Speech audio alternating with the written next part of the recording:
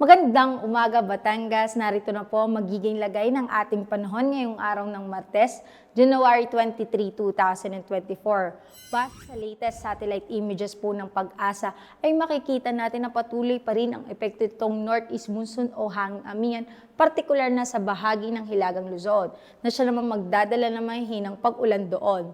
Para naman po sa nalalabing bahagi ng bansa, ay makakaasa pa din tayo ng general fair weather na may kalat-kalat na pag-ulan sa ilang bahagi ng bansa.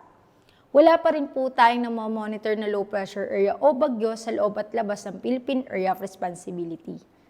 Para naman po sa probinsya ng Batangas ay makakaranas po tayo ng bahagyang maulap hanggang sa maulap na kalangitan na may maliit na tsansa ng mga kalat-kalat na may hinang pag-ulan, pwera na lang dito sa timog bahagi ng Batangas. Sa hilagang parte ng Batangas ay may 40% tsansa ng pag-ulan. Samantala sa silangan at kanlurang parte ay may 25% tsansa ng pag-ulan at sa timog bahagi ng Batangas ay may 55% tsansa ng pag-ulan.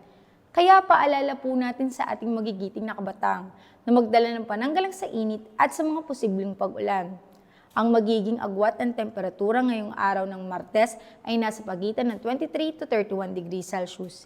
Si Haring Araw ay sumikat kanina 6:24 ng umaga at lulubog mamayang 5:51 ng hapon.